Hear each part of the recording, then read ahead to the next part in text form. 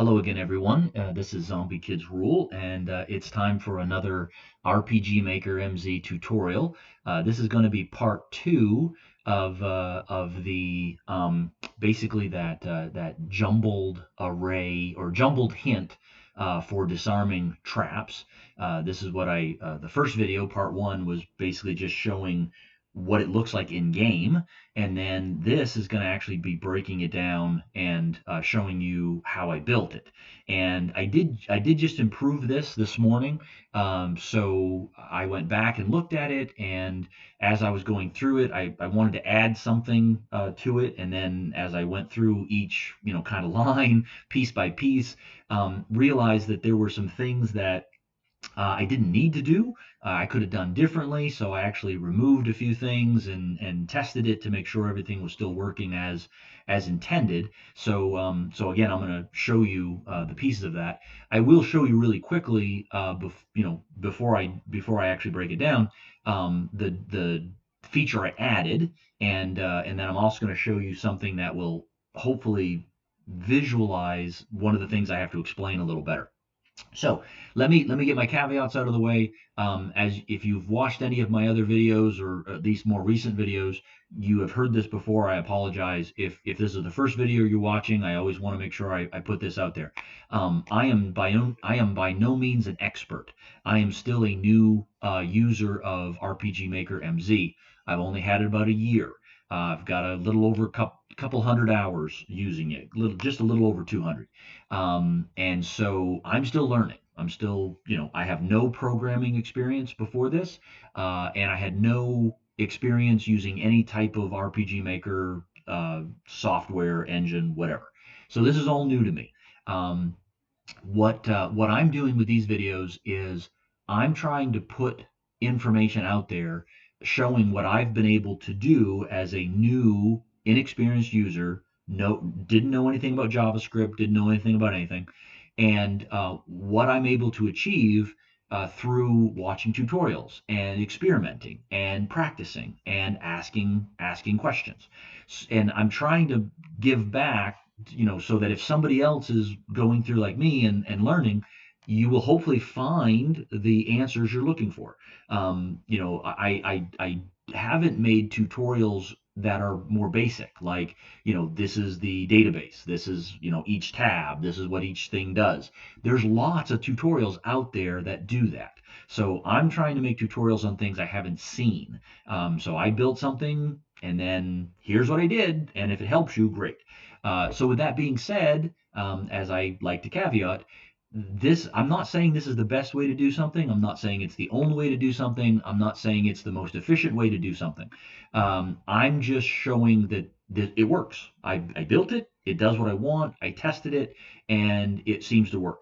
Now, it's possible that maybe the way I build something might cause problems later on in a full game. I don't know. Hopefully I'll learn that.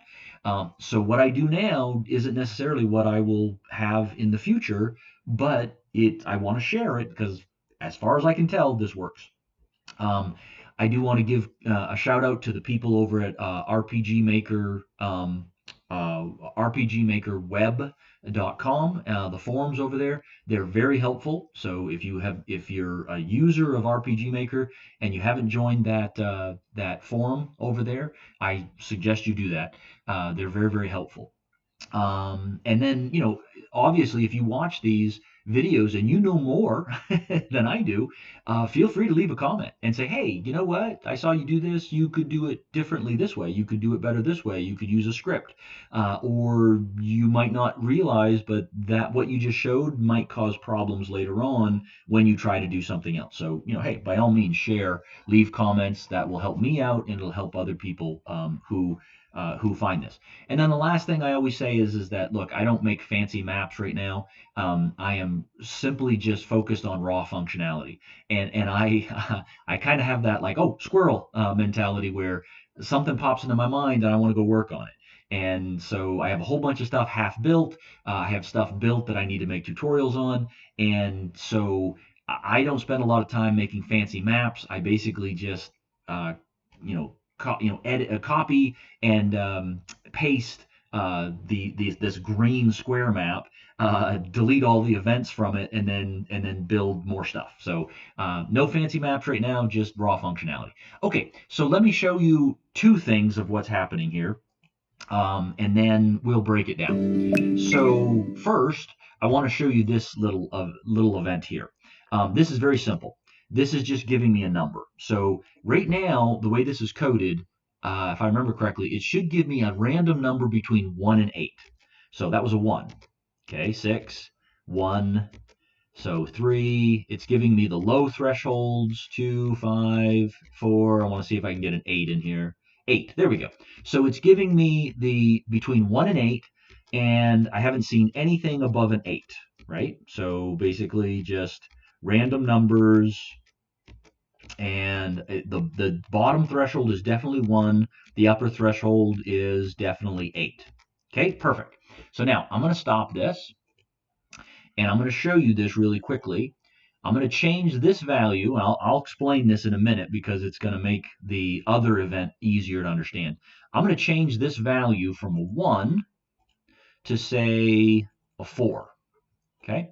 So now this is a 4. Now what should happen is this should give me a random number between 4 and 8.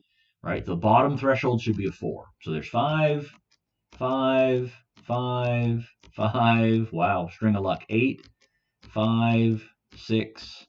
Looking for a 4. There we go, 4. And nothing below a 4, and nothing above an 8. I'd like to see a 7. Lots of 6s in a row. There we go. 8. Kind of like to see a 7, but for my testing purposes, I'm a little, there we go, 7. I'm a little thorough. So 4. 4 is the bottom threshold. Okay. So I just wanted to show you that. Now, over here, this event, this is, I tweaked this a little bit, so I wanted to show it before I break down everything. So if you watched part 1 of the video, you'll have seen all of this in action. So first change that I did that wasn't in the previous video was, so I've got my hint here, EMBICB. I'm going to cast a spell. All right, and it gave me more hints, right? And it still has these little dashes here. Now, the way I coded it, that means that there's no more hints. So basically, that means the trap name has only 1, 2, 3, 4, 5, 6, 7. In this instance, I know it's only 7 values. Well, there's only one trap that has 7 values, and that's Ice Bomb. Okay, so but the feature I wanted to show you is that I can't cast another spell. But when I said I'm not touching that, and I come back and it says, hey, you previously inspected. If you just choose disarm, it takes you back to what you had before. And if you choose reinspect, now it's going to prompt you. It's going to warn you. You're going to get a penalty if you do this. Do you want to do it? When I made part 1 of the video, I didn't have that feature in here. Once you chose reinspect, you were gonna reinspect with a penalty regardless of whether you wanted to or not. So it says if you try to reinspect and you haven't gained a level, you're going to incur a penalty. Do you wish to reinspect, yes or no? And so now you have a choice. So I'm going to say yes, and it's going to reinspect. It tells me, oh, you're the same level. You're going to get a -1 penalty. Your penalty is 1. Here's your hints. I can cast a spell again, and I still know it's Ice Bomb, right? So 1, 2, 3, 4, 5, 6, 7. Yep. Now I will show that if you do this multiple times, it's going to it's the reinspection penalty is cumulative. So I say yes, and it says you're going to get a -1 penalty. Hey, guess what? Your penalty's 2 now because you've done this twice. So the penalty does continue to stack or to, I should say, increase. Okay, so I still know this is Ice Bomb, right? But I am just going to show that what happens if I gain a level. This is definitely Ice Bomb. I'm going to go up here. I'm going to gain a level. Okay, yay, I gained a level. And I previously inspected. Do you still want to? I want to reinspect. and it says, okay, if it's warning me, right? I say, yep, I still want to reinspect. Oh, you gained a level. You're not going to incur a penalty. And so it didn't even show me my penalty because I don't have one. Cast a spell. Okay, so I did much worse this time, but I know it's still Ice Bomb because the trap itself has not changed. So I'm going to pick Ice Bomb. Yep, and it's Ice Bomb, and so now it does its the die roll plus the thief skill of read plus my bonus for choosing the right trap. I got a 14. I'm going to succeed. Okay, all right. So the one, I don't know if I'll be able to show it to you. I reset the trap. I probably won't be able to show it to you. I tested this. Yeah, no, it's not going to be able. No, it's not going to show you. So basically, what I did was, in the other thing I added, and I'll show you when I break this down. In when the array runs out of values, when it runs out of letters to give you for hints, it's going to put these dashes in here. Well, I realized that could obviously give people a hint because 1, 2, 3, 4, 5, 6, 7, 8. Oh yeah, I reset this. That means it's 8 letters long. So I know it's not Ice Bomb. I know it's not Poison Bomb. It's only Fire Bomb or Acid Bomb, and it has an A, so it has to be Acid Bomb. Well, what I did was I modified this where there's a chance that when it would normally give you a dash, meaning there's no value left, instead it might give you a question mark. So it might actually mask how many how many letters there are in the track. So that is a possibility. I'm not going to sit here and go through it. I did test it multiple times. And so there's a chance that just like there's a chance where instead of giving you a letter, it gives you a question mark, there's a chance where instead of giving you a dash, meaning that I basically ran out of letters, these are no longer valid, it gives you a question mark instead. So anyway, I built that in the end as well. So I'm going to pick Acid Bomb, and again, it goes through its thing, and I disable it. Okay, so what's happening here? So first, let me show this little event down here. Again, I think I've mentioned this in my previous videos. I When I build things, I start with one concept and I test to see if I can make it work, and then I build and I add on it and add on and add on. And when I'm doing that, I often will make little test events to say, does this work the way I expect it to? And this is a perfect example of this. I wanted to make it where the random number you get isn't just something you set like 1 to 8, 1 to 10, 1 to 12. I wanted it to be a random number where I set the bottom threshold, which is this is what this is doing, a 4. And then it's determining the length of the array, and that's going to be the upper level of the random. So this is exactly what's happening in this little in this little event. You saw that I changed it from a 1 to a 4, and then you saw what happened there.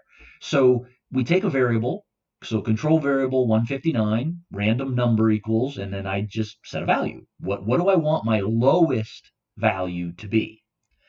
And then I have my array. So variable 221 trap array test equals, and then these are the elements within the array, right? Fireball. And to make an array, like I've shown before, you just basically take your variable, make it, go to script. So you're setting it to a script, and anything within these brackets is your array. Now, if it's just numbers, it's like 0, 1, 5, 12, comma. If it's a string or a word, right? So it's letters, you have to put them in quotation marks. Anything within quotation marks is the element, is the value of that position in the array. So I created an array for Fireball. Then what this is doing, this variable, is control variable 223 trap array length is equal to $game capital variables dot value, and this is your array, this is your variable value, 221, which was this, 221 dot length. That's what you use to get the length of an array. So again, I'm here. Here's my variable, trap array length, script, $game capital variables dot value, and then in parentheses, the variable number 221 dot length. That's going to get me the length of that array. How long is it? How many positions is it? And then what this is doing is this is doing a random number generation, and it's going to be from 4 to the length of this array, which is 8. 1, 2, 3, 4, 5, 6, 7, 8. So 4 to 8. So here's my variable, single. So variable array, a number plus array length is being set to the script math, so capital math, dot floor. That means it's rounding down. If it was rounding up, it would be ceil, like ceiling, C-I-E-L. And then in parentheses, capital math dot random, and then there's another set of empty parentheses. There's a space times, and then there's another space. Okay, I'm going to do this so you can see it. And then in parentheses again, $game capital variables dot value, and then in parentheses, the value of the variable 221 dot length. So this is saying the length of the array, which is essentially 8, minus, so space minus space, $game capital variables. Oops, there's my little pop-up, which I can't make away it go. It's going to say dot value, and then it's going to be, there we go, dot value, and then in parentheses, the variable 159, which is this random number of 4. That's my lower threshold, 4.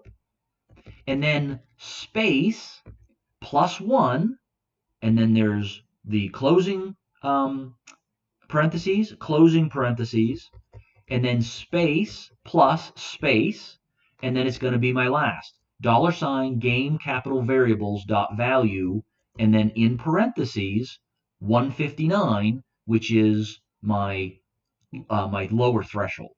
Okay, so that's in the script, and it might be easier to read it here. So again, setting this variable to, it's equal to capital math dot, I'm going to get off there, capital math dot floor in open parentheses, capital math dot random, a empty parentheses, a set of them, space times space, right? So you're multiplying. And what are you multiplying? So in parentheses, the $game capital variables dot value in parentheses 221. So variable 221 dot length. So that's the length of the array, 8, minus $game capital variables dot value in parentheses, the value of the variable 159, which is my lower threshold, that 4, I set it to 4, plus 1, and then you have to close your parentheses, and then plus you're adding, as a final thing, $game capital variables dot value, and then in parentheses 159, which is that lower threshold. Okay, that's everything that you're doing. That's what this is doing. It's making it through a script where it's going to randomly get a number between, in this case, 4 and the length of the array, which is 8. If I change this to a 1, it would be 1 to 8. If the array was 12 positions, right, 12 elements, it would be 1 to 12. Okay, that's all this is doing. And then, of course, it's showing the text, right? /v in brackets 160. It's showing me the value of variable 160. Okay, that's what is happening in this little piece. Hopefully, that's going to make it a little easier when we get to the full thing. No, I'm not changing that. Doesn't matter. Okay, so now we go here. This is the full This is the full event. Now, I'm going to skip this part first, okay? Because this entire part here that is now in blue is this is what happens when you go through the event and then you decide, hey, I'm not touching that, I'm leaving. When you come back, this entire blue section is what's being checked first in the event. So this first part is what happens if you have already done this with this event and you've decided to leave. So this is all stuff I added afterwards, right? I started building the event and then I added to it. So I went back and added that first portion. So we're going to start here instead. So this is where essentially, if you've never interacted with this event before, this event is going to skip all of this. It skips right over all of this if it's the first time that you are touching this event. So we're going to start here. All right. First thing it does is it sets a control switch. Well, it's actually defining a control switch. And control switch number 13, spell cast, is off. Okay. It's the first thing it's doing. And that's important because built into this event, you have the ability to cast a spell to try to get more hints. But I only want you to do it once. So when you first interact with this event, that switch is off. You haven't cast a spell yet. Later on in the event, when you cast the spell, it's going to turn this switch on, and that's going to tell essentially the event that, hey, you've already cast a spell, so you can't do that again, right? So that's what this is doing. Cast spell cast is off. I'm basically setting the switch to off in the beginning. It should be off anyway when you initialize the game, but for testing purposes, I'm just being very cautious. The next thing it does is it takes a control variable and it's going to randomly determine the thief skill of read. So read thief skill is equal to random 1 to 5. Again, this is just for my testing purposes and building this event. I wanted to build in factoring in the thief skill of the person who is doing this. And so for this testing purposes, and I wanted to see all the different pieces of this, like if their thief skill is 1 or 2 or 3 or 4 or 5, I wanted to test that. So I'm having the event randomly set it of 1 to 5. Next thing is happening. This one, this one, this one, and this one. These three are setting the arrays for the traps. So variable 221 trap array test equals firebomb, right? FIREBOMB. And then 236 trap acid bomb. So you notice I changed the naming convention. The first time I was just testing it. Then with the additional traps, I said, oh, you know what? Maybe I should name the variable something that makes sense. So trap acid bomb equals, and then again the array acid bomb. Trap poison bomb equals the array for poison bomb, and then the variable trap ice bomb equals the array for ice bomb, right? So again, you just take a variable, set it to the script, and then anything in brackets is going to be the elements of your array. And if it's letters or words, right, you can have whole phrases. It's you put it in quotations, and if it's numbers, it's just numbers. And you can do a combination. Okay. All right. So we set the 4 different arrays, right? We're setting the values of the array. The next thing is we're taking an empty array. So variable 244 is trap jumbled array equals, and then it's just 2 brackets, right? Because this is basically creating an array that has no elements to it. It's empty, right? Because we're going to put things into it is what we're going to do. And then it's going to determine the trap type. So it has to decide, is it going to be a fire bomb, an acid bomb, a poison bomb, or an ice bomb? So we take a variable trap type equals a random number from 1 to 4. Okay, there it is, trap type, set, random, 1 to 4. So once it does all this, right, so it makes sure that the spellcast switches off. We figure out what Reed's thief skill is. we set our 4 arrays for the values, we get our empty array for the jumbled hint, and then we figure out, then we do our random for the trap type. So the next thing it does is it says, okay, we're going to do 4 conditional branches.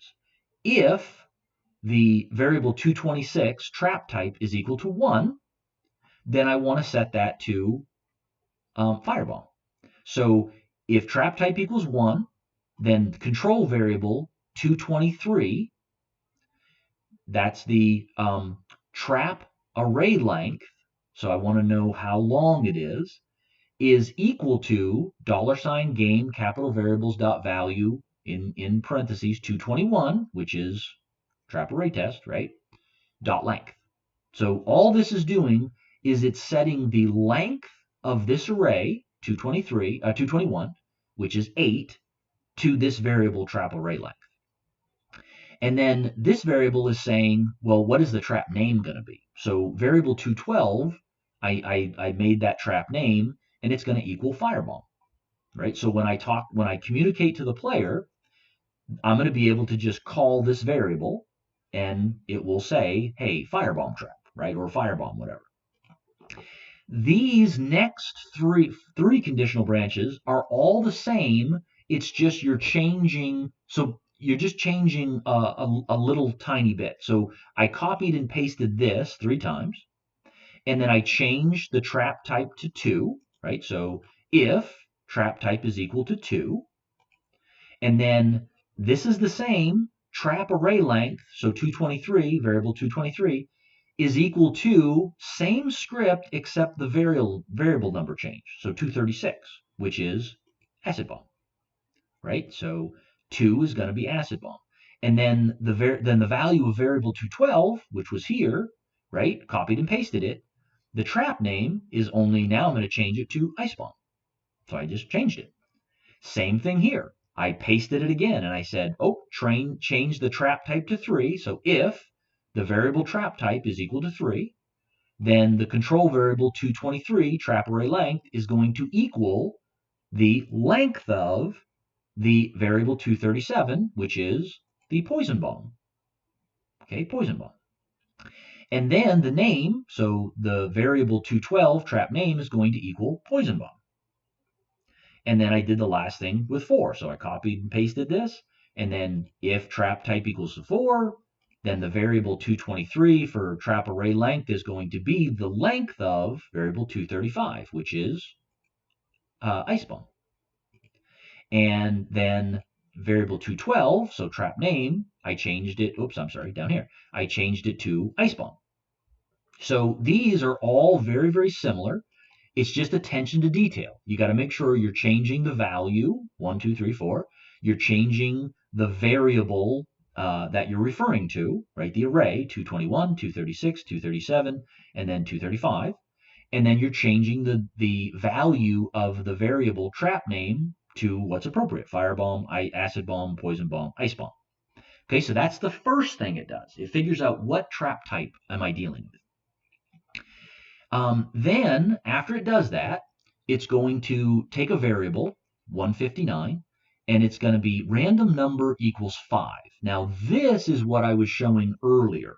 I want to make it be able to do a random number from 5 to the length of essentially the longest array, whichever one you pick. So here's that script again. Random number plus array length equals capital math dot floor, and then in the open parentheses, capital math dot random, a set of parentheses, multiplied, right, times. Then it's that parentheses, $game capital variables dot value 223, right? So 223, what was 223? Well, 223 was my trap array length, right? My trap array length. So whichever one I picked, right? Ice bomb only has 7, a couple other ones have 8, and then poison bomb has like 10 or something.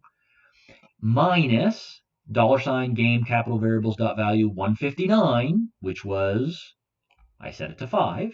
159, set it to 5. Plus 1, and then I close my parentheses. There's two of them, plus, and then it's that $game capital variables dot value, and it's the 159 variable again, which is 5. Okay. And again, what this is doing is, quite honestly, the logic of this escapes me a little bit, the order of it, but this is how you make it give you a number between the values that you want. Okay. So that's what this is doing.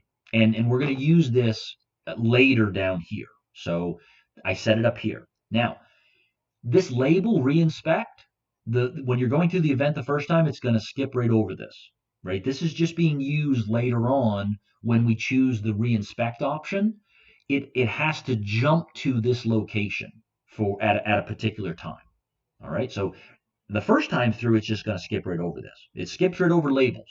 Labels are used that you jump to it. You either jump forward in an event or jump backwards in an event. So the label just gets skipped. So what's doing next? The next thing it's doing, it's saying, okay, look, I'm going to take the Reed's thief skill, and I'm going to use that to determine how many hints you're going to get. So trap array random, meaning how many times I'm going to loop through and give you hints from the array, is set to 2 to 4.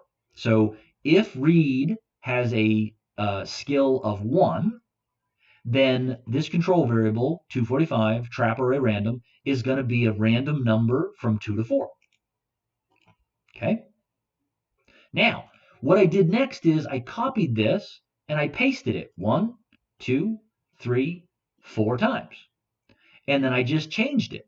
I said, okay, if Reed's thief skill is a 2, then that variable is going to be a random number from 3 to 5.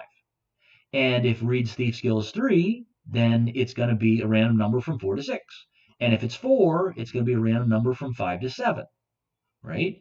Now, if it's a 5, I wanted it to be a minimum of 5 and a maximum of whatever the array length is. So that's where I'm reusing this thing again. You're reusing this thing again. Okay.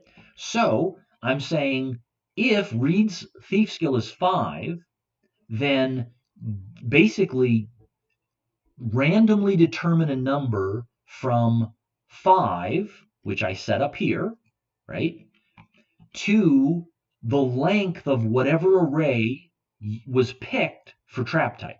So if it's poison bomb, it's all the way, however many values there are in poison bomb. If it's ice bomb, it's only 7. So this could be from 5 to 7, or if it's poison bomb, I have to go back and count this. 1, 2, 3, 4, 5, 6, 7, 8, 9, 10. So it'd be 10. So the way this is set up is that if Reed's thief skill is 5, then you have a chance of getting all the hints. You have a chance of getting a hint for every single value in the array that's chosen. Okay, that's all that's doing. So this section is saying, okay, how many times am I going to loop through and give you a hint? How many times am I going to go through and see if I can give you a letter in the trap name? Okay, so that's what those 5 conditional branches are doing. Then, and remember, this is just set arbitrarily by me, right? So you would figure whatever you wanted to do, and this is not the way I would end up incorporating this. It's just for testing purposes. I wanted to test the functionality of how you do something like this. Now, how big of a random it is, and how much influence their thief skills have and junk like that, that's all to be determined based on your game design, right? Okay, so it gets this out of the way. It figures out how many hints am I going to give them. Then the very next thing it does is it says, and you notice, and I will say this, you'll notice that a lot of times I don't use else branches. And you don't need to. There are times when you use else branches, and then there are times you don't have to. So in this instance, it says, look, I'm at this part of the event. I'm going to check here. If it's 1, I do this. If it's not, I drop down and check this. If it's 2, I do this. If it's not, I drop down and check this. And then check this, check this. And then if it is a 4, then when I keep going, well, this isn't true, so I go right past it, right? So it's just flowing down through the event. Now, what's the next thing it's doing? This is checking for that reinspect penalty, right? So that's part of that. You left and you came back. If the reinspect penalty is greater than 0, meaning that you do have a penalty for reinspecting, then the control variable 245, which is how many times am I going to check for hints, is minus the reinspect penalty, right? So here's my value. Here's my variable that I'm using to say how many times I'm going to, check to give them a hint. Oh, but because you have a reinspect penalty, I'm going to subtract the variable reinspect penalty. So if it's a 1, you subtract 1. If it's a value of 2, you subtract 2. Okay, so that's checking that. If it's a 0, then there is no penalty. It skips right over it. Okay, now here comes the loop part. This whole section here, you loop through so that it goes through once and it gives them a hint. And then it checks. Do I loop again or not?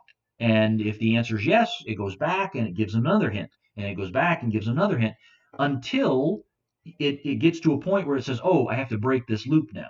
Okay, so what's happening? We set our loop. When you create a loop, I don't know if I've showed this in other tutorials before, but when you want to add something, you double click, and then loop. When you add a loop, it gives you the loop, and then it gives you the repeat above, and everything you want it to do in that loop, you have to put in between, right? So I'm just going to get rid of that. So I have my loop. This label, again, it's going to skip right over this label. This label is only used for when I need to come back to this loop because I'm casting a spell, right? So it's going to skip over this label to begin with. Now, these 3 things, if trap type equals 1, that was firebomb. If trap type equals 2, that was acid bomb. If trap type equals 3, poison bomb. If trap type equals 4, that was ice bomb. These are essentially the same, except you're just changing the variables that you're using. So what do I mean by that? So if trap type equals 1, that was firebomb. Here's this script, okay? And I've shown this script before in previous tutorials. What this is doing is, this entire script is, it's randomly selecting a value from the array that you choose, the variable that you choose, right? The arrays are variables. The arrays are set to variables. So it randomly selects an element, a value, from the array that you choose, and it basically assigns that value to a new variable, and then it removes what was selected from the array. Okay, so here we go. Let me click out of here. So in the script, and I'll go to the script in just a second. So words equals capital math dot random capital INT, and then in your parentheses, $game capital variables dot value, and then this is the variable in parentheses 221, right? So variable 221, that's my firebomb array. Dot length, right? Closing your parentheses, and then and then a semicolon. Next, $game capital variables dot set capital value, and then parentheses 222. This is saying set the value of variable 222, okay, comma, and we're setting it to this variable, $game capital variables dot value 221 parentheses, in brackets, words, that's from my array, and then closing parentheses, and then semicolon. So again, what this is doing, this is setting the value of the word that was picked from the array 221, my firebomb, and it's setting that value, which is all letters, to variable 222. And then this last line here is it's what's removing what was selected from the array 221. So $game capital variables dot value in parentheses 221. So the value of 221 dot splice to remove, and then in parentheses words comma 1. Okay, so it's basically removing that value. So what does it look like in the script? This is where you basically do the script command, or in the event command, and this is what it looks like. Words equal blah blah blah. Okay, I literally just copied this from someplace. So this is one of those things where I know I would use this a lot. So I would basically have this saved, and then I would copy and paste it anytime I needed it, and then all I have to do is change the variables that I'm talking about, right? The array, the variable that I'm saving it in, right? So I just have to change that. Okay, now these I just copied and pasted. So I copied and pasted this 3 times, changed the trap type, right, to 2, and then I changed this where the first value I had to change was this, 236, right, because I'm not dealing with firebomb, I'm dealing with acid bomb, 236, that's my variable, my array. Still using the same variable to store it in, 222, so I'm setting the value of variable 222 to that value that was taken from 236. So I change 221 here, here, and here to 236 here, here, and here. And 222 stays exactly the same. So I change this number from 1 to 2. I change this, this, and this to the array for acid bomb. And then this number stayed the same. Same thing here. Exact same thing. Change this to a 3. Changed my variable for the array, 237, 237, 237. My variable that I'm saving it in, 222, doesn't change. Did the same thing here. Changed it to a 4.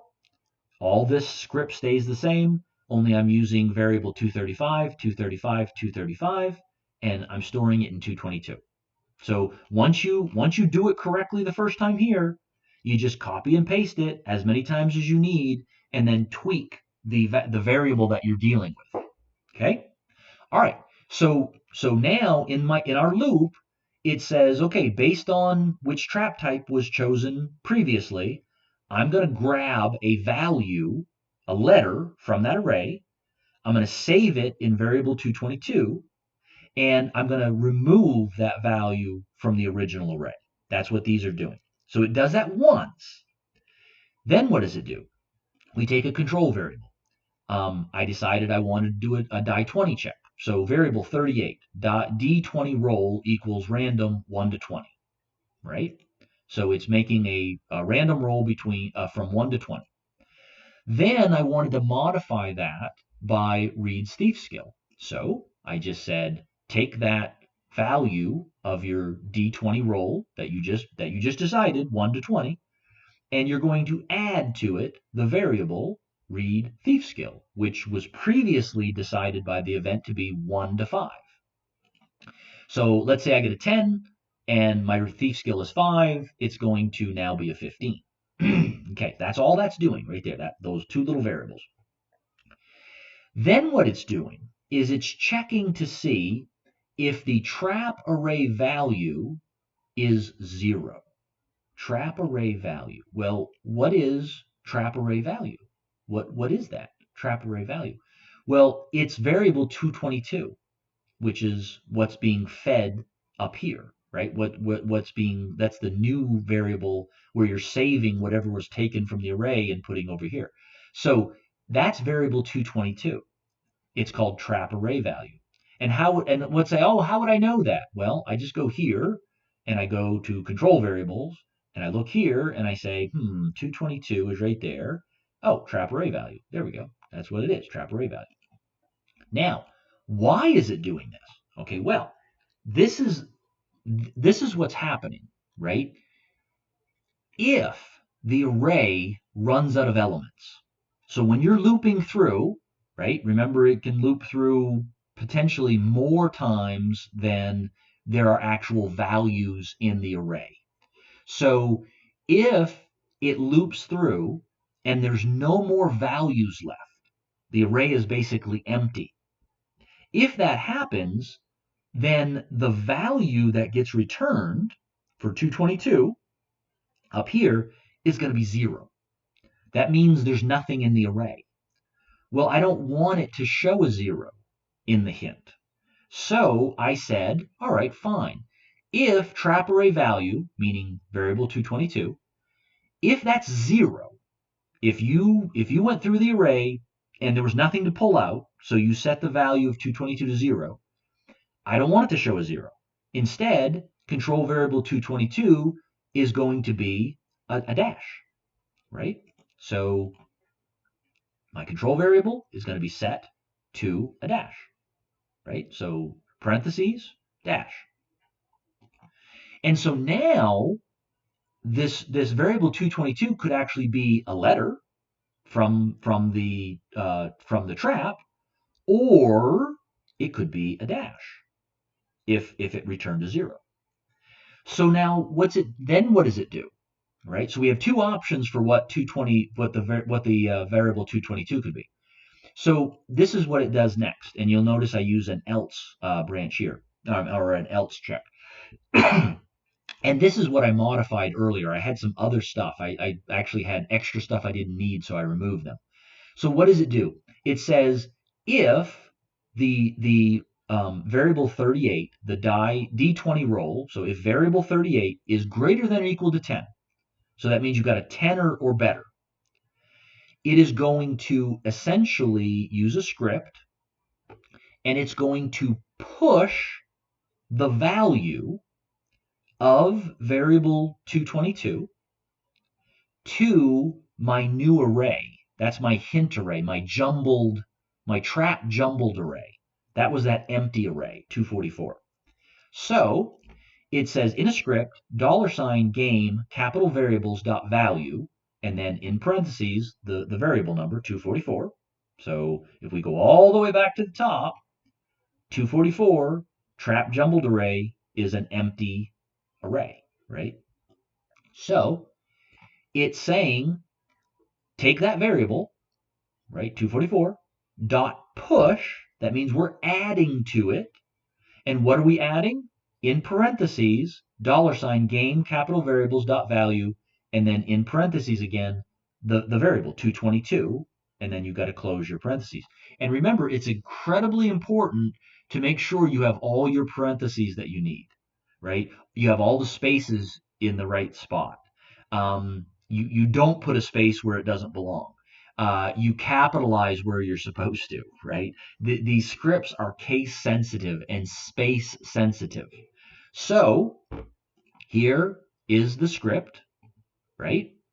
You're pushing the value of 222, which is either a letter from an array or a dash. You're pushing that to the array 244. Okay? That's if you have a 10 or more, right? 10 or more. So this could be either a letter from the array, or if you ran out of letters, it'll be a dash. That means you successfully got the hint that you ran out of letters in the array because you got a dash. Else, meaning that if it's less than 10, if it's 9 or lower, instead of pushing the value of variable 222, which is an actual legitimate hint letter, or a dash, instead it's going to push a question mark. Okay, so here's the script. $game capital variables dot value, and in parentheses 244, that's my array, dot push, and then in parentheses, and then in quotations, a question mark. That means it's pushing a question mark into the array instead of a legitimate letter that was chosen, or a dash if there was no letters left. This is that randomness that says, oh, just because you got a letter doesn't mean you're going to get to see that letter. Okay? That's what this is doing. So if my die 20 roll is greater than 10, it's going to push the value of variable 222, which was determined up here and here. It's going to push that into the array 244, my trap jumbled array. Whoops. Yeah, here. Else, right? That's what it's doing. Else, meaning if it's less than 9, if it's less than 10, then it's going to push a question mark instead. Okay? That was just a design feature that I wanted to do, and I was testing it. I wanted to see, could I do it? And the answer is yes, I can. So now what does it do? So in the loop, it's pulled a random letter. It's rolled to see if you actually get to see the letter or a dash if there is no letter to show, or are you going to see a question mark? That's what it's done so far. Then it's going to reduce the trap array random number variable by 1, right? So taking my trap array random, that's how many times am I going to give you a hint, subtract 1. And then it immediately checks if that variable, trap array random, is 0. So if you've basically gone from whatever it was predetermined, 2 to 4, 3 to 5, 5 to 7, right? If you, by subtracting 1 from it, if you've reached 0, it's going to break the loop. Okay? It's going to break the loop and it's going to drop down here. Otherwise, if it's not 0, so if we still have hints left, it's going to, this is what the else branch is, right? If it's 0, break the loop. Else, repeat above. It's going to drop. There's nothing in the else branch, which means it drops down, repeat above. So it jumps back, or it returns to the loop, and it goes through it again, right? And it goes through the whole thing. It picks a letter, then it determines, are you going to get to see the letter or a dash, right? That's what this is doing. Or are you going to get a question mark as your hint? Then it's going to subtract 1 from that variable. And then it's going to say, okay, do I still have hints left? Or is it 0? If it's 0, I'm going to break the loop. If I still have hints left in my trap array random, I'm going to jump right back up and do the loop again. Okay, now when we run out of hints, right, when our trap array random is finally 0, we run out of hints, it's going to break the loop. It's going to drop down here. And what is this doing? Okay, now this is cool. I figured out how to do this all on my own, so I was very proud. Didn't have to ask a question. All this is doing is, instead of the array, when you have an array that is in a variable that is an array, when you go to show the value of that variable, it's going to show you all of the elements in the array, and it comma separates them. It separates the values by commas. Well, I didn't like that. I wanted it to basically just be letter space, letter space, letter space. That's what this is doing. So it's taking my, I actually made an array join test because I tested this in a separate event to make sure it works. So the control variable 246 array join test is equal to the value of 244, which is my array, and then dot join in parentheses with a single quote space single quote. That is basically removing the commas and replacing them with a space instead. So variable 246 array join test is equal to $ game capital variables dot value, the quote in the parentheses, the variable number 244. That's my array, my jumbled array. So then the key part here is dot join in parentheses, single quote, space, single quote. That is what removes the commas, and that's what removes the commas and replaces it with a space. Okay, so here's your variable in a script. You put that there, works great. Okay, and that's all that's doing. It's removing the commas. Now it's going to skip this label and it's going to skip this label because again, those labels are only used. We're going to jump back here if they try to cast a spell and they're not allowed to, and they're going to jump back here when they return to the event, depending on what they pick. So the first time through, it's going to skip right over these. So then what does it do? It gives you a text. Here's your trap hint. So slash v in brackets the variable 246, which is actually my array without the commas, right? So it's showing me my hints. Then it says in the text, select a trap to try to remove, right? So this is just a standard text thing. Then it gives me my choices, right? So I did my show choices of firebomb, acid bomb, poison bomb, ice bomb, cast spell, or I'm not touching that. And my default choice is 1. My default cancel is 6, right? So if they press escape to cancel, it goes to I'm not touching that, and it basically kicks them out. Now, as I've shown in previous videos, when you show choices, right? So show choices, whatever you choose, and you click OK, it says, here's your choices that you picked. When yes, when no, you got to fill in what it does, right? So we have our choices. When it's firebomb, now this is going to be a lot of repeated stuff. So firebomb, acid bomb, poison bomb, and ice bomb, they're repeated. Just all you have to do is you make this once, and then you copy and paste it, and then you just tweak the small pieces of information. So when you choose firebomb, it's going to check in a conditional branch if trap type is equal to 1, because that was firebomb. Trap type 1 is firebomb. So it says if you choose firebomb, then it's going to check, is the trap actually firebomb? If it is, then it says, okay, fine. Let's see if you actually were successful. Control variable. I'm reusing that variable 38. D20 roll equals random 1 to 20. Then it shows me my text. What was my result, right? So D20 skill check, :/v in brackets 38 gives me the value of my roll. Then it takes that variable, my same 38, and I add reads thief skill. And then, just because I wanted to give them a bonus for picking the right trap. That increases their chance that they're going to be successful. So I just arbitrarily said +2. So this takes a number from 1 to 20 in the variable 38. Then it adds that result, reads thief skill, so whatever the thief skill is, 1 to 5. And then it adds, again, the result of that +2. So if this was a 10, if reads thief skill was 3, it would be 10 plus 3 plus 2 gives you your final result.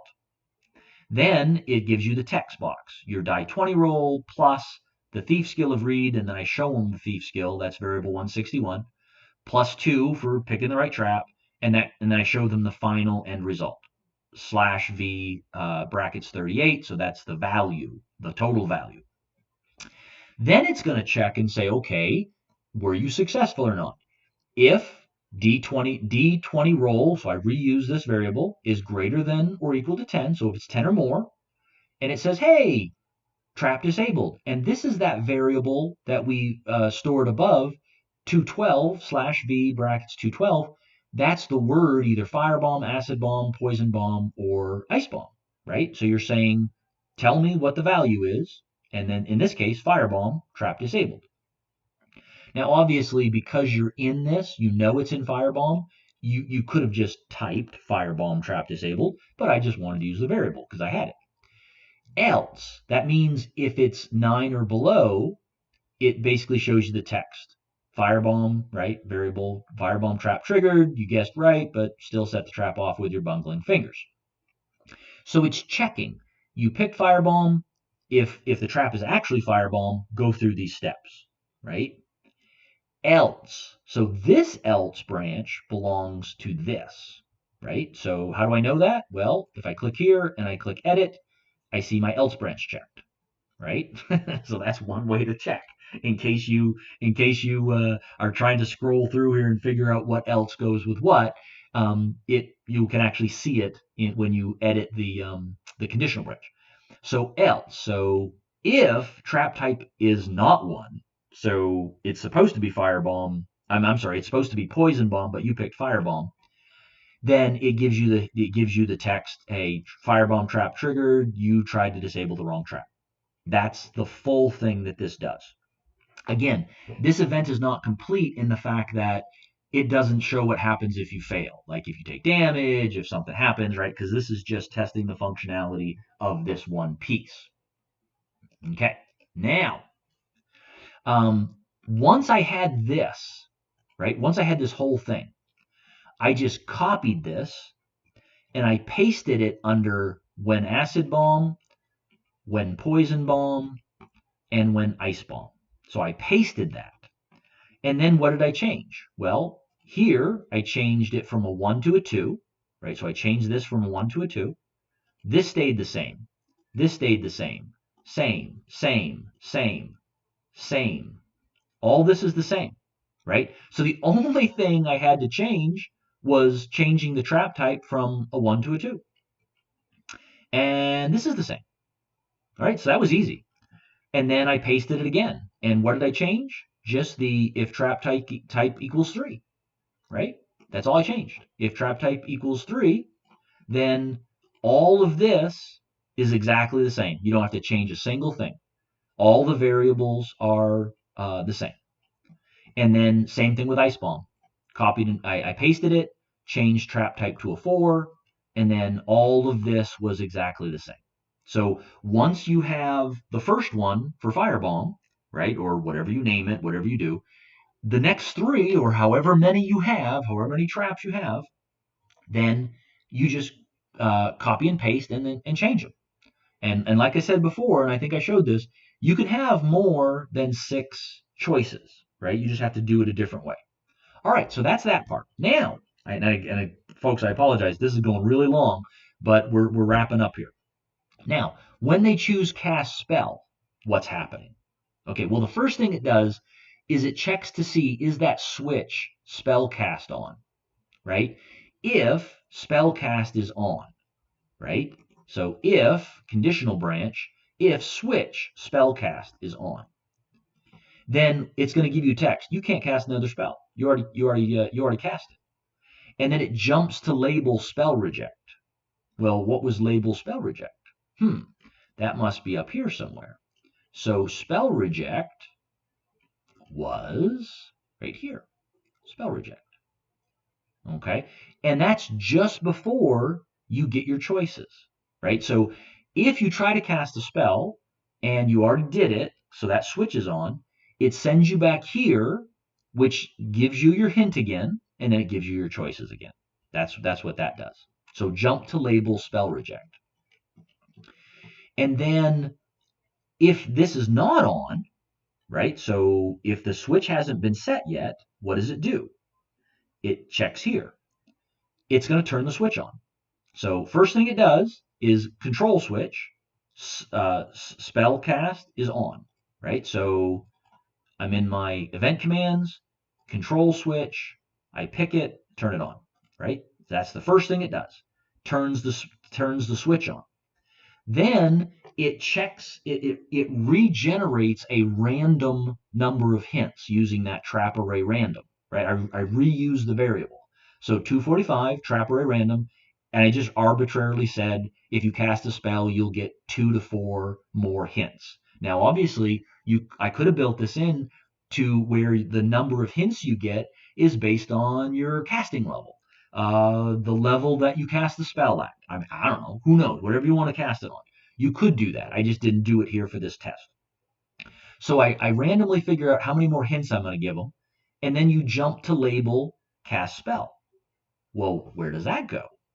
Well, the label cast spell would have to go back to that loop, right? Because you're going to loop through and give them more hints. So if we go back up here, excuse me, to where the loop starts, whoops, right here we go. Here's the loop. And you'll notice that right as soon as that loop starts, there's that cast spell label. So when you cast a spell and the switch isn't on, it's going to set the switch, and then it figures out how many times, right? It's not going to do this portion up here. It's not going to do the how many hints am I going to give you, because we did it down at the bottom. And so it's going to jump to the label cast spell, and then it's going to go through this portion again. Um, Pick a letter from the appropriate trap, determine if you get to see the letter or you get to see a question mark, subtract one, and then if it's zero, break the loop. If it's not, go back to the loop. Okay? All right. So that's the spell portion, right? If the spell cast is on, it tells you can't cast another spell, and you jump to label spell reject, which basically gives you your hint and your choices again. If this isn't on yet, it turns it on, and then it figures out how many more hints am I going to give you, and then it jumps to label cast spell, which is the very first label within that loop. And then when you choose I'm not touching that, it turns on the control switch, chest 1 is on. And this is important. If you're going to do something like this through multiple chests, right? And you're giving the player the option of leaving and coming back. Well, they might interact with another chest, right? They might interact with multiple chests and not open them because of traps, which means that you have to have different switches for the different chests, right? You can't reuse them, because if all your chests were, say, chest switch on, then that's going to affect every single chest that you use that switch on. So you can't do that, right? So I have a unique value, a unique variable for this chest. So chest 1, I'm turning that on, and that's what's going to be used when it checks when you leave and you come back. This is what it's checking: is that switch on? And then this variable is basically, it's setting the level of read to a variable, because I need to know what was Reed's level when he exited this event the first time, right? Or the last time, I should say. So I need to know what was his level when he exited this event. So I'm setting it to a variable, right? The variable 261 read level is set to game data, and then actor, read, and I chose level, right? You can choose all kinds of stuff, right? But I chose level because I need that. I need to know what Reed's level was when he left the first time. And then that's the end of this event, okay? But remember, there was a beginning portion that was skipped because we hadn't interacted with this chest yet. So when we go all the way back to the top, when you leave and you come back, this first part is going to trigger because chest 1 is on now. So if chest 1 is on, if the switch chest 1 is on, which it was because you left, it's going to say, hey, you previously inspected this this chest for traps. Do you want to reinspect it, or do you want to try to disarm it? And then you get your choices: reinspect, disarm, never mind. We're going to skip reinspect first because that's where all the action's happening. We're going to go to disarm and never mind. When they go to disarm, okay, when they choose disarm, you're simply jumping to label returned. Okay, and where is that? Well, logically, that's after the loops, and it's right when you get to your choice of which trap to pick. So jump to label returned is all the way. It skips all of this, skips all of this. Here's label returned, and it's right with label spell reject, right? So it basically jumps you forward here, and it says, okay, remember, here's your hint. This is the hint that I gave you. And then here's your choices. Which one are you going to pick? And so the reason this event remembers the trap is because you never repeat this section up here where you're figuring out the trap type. You only do this once. And once you do it once, it sets the trap, and then you always skip over this so that the trap never resets. Okay? So if they choose disarm, it immediately jumps them to that returned label, and that allows them to, it says, okay, here was the trap, here was the hint we gave you, and you now pick your choice. If they choose never mind, it just simply exits the event. So none of this happens. It just basically kicks you out of the event, right? You just say, no, I don't want to do this. I don't want to play anymore. I want to get out. So disarm is easy and never mind is easy. So up here, if they choose reinspect, right, this is where all of this other part happens. So if they choose reinspect, then we give them this text. If you try to reinspect and you haven't gained a level, you're going to get a -1 penalty. Do you still wish to reinspect? So I'm going to give you a choice within a choice. So show choices, yes or no, right? Show choices, yes or no. Okay. And then when they choose yes, so again, a choice within a choice. So when inspect, do you want to do it yes or no? When yes, or actually, let's do when no.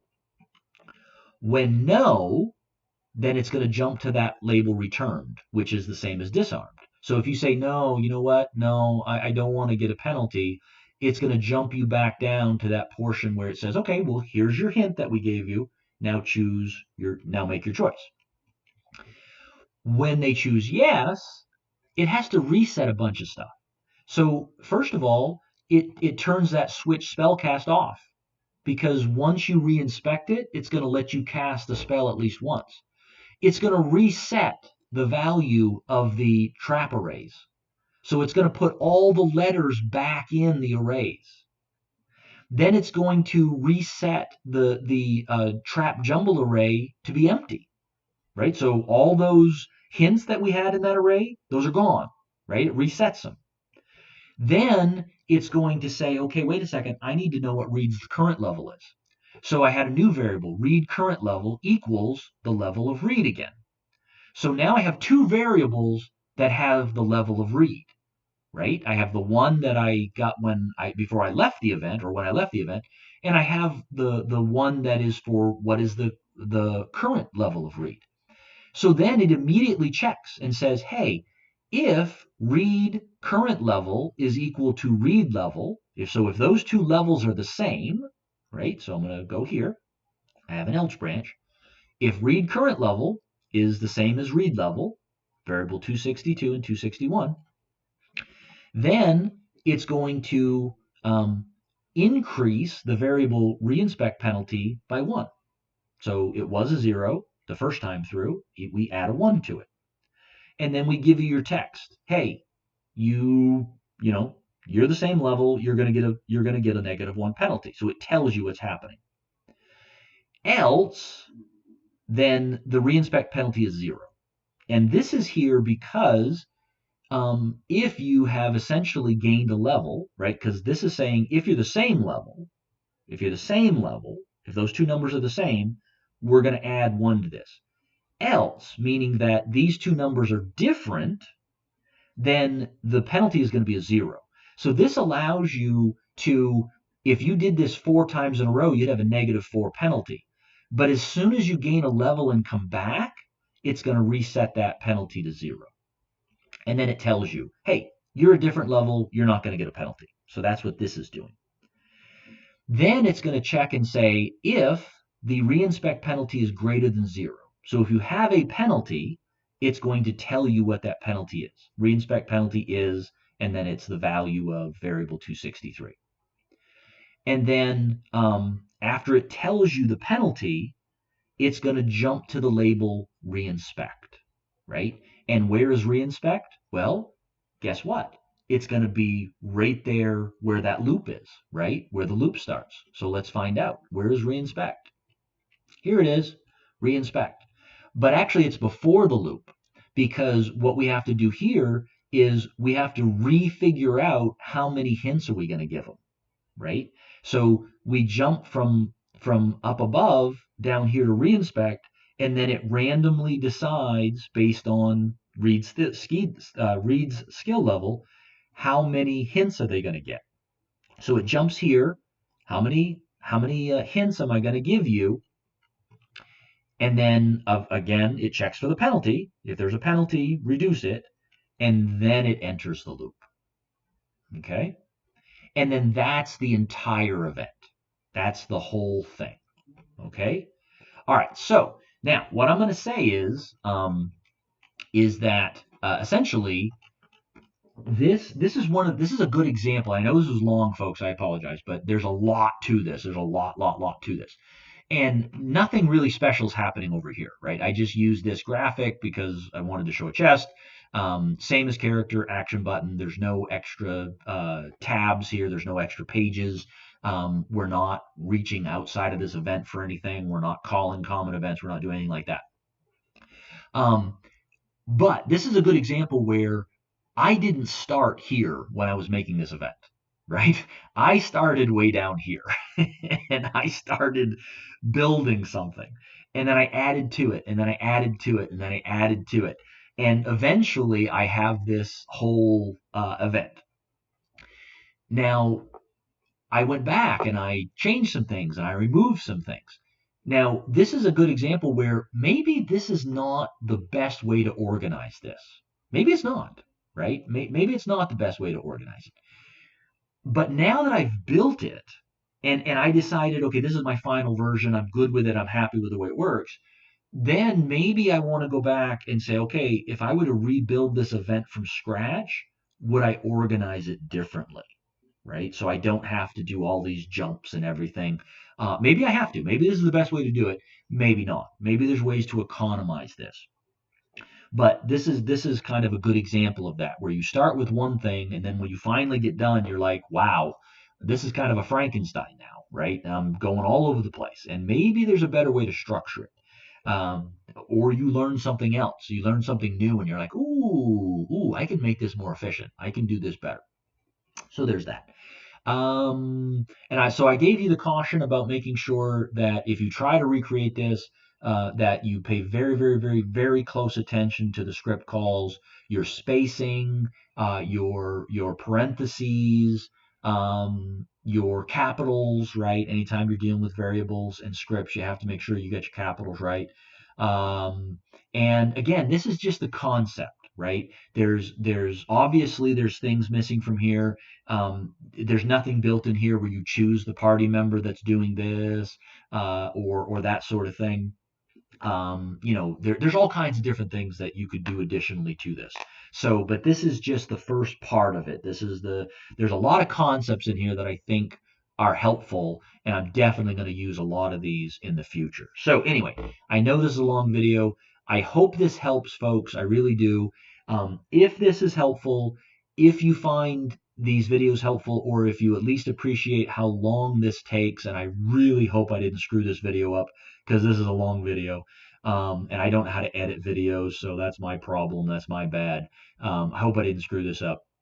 But if you at least appreciate how long this takes and the amount of effort that goes into it, please consider liking, subscribing, getting notifications, leaving comments.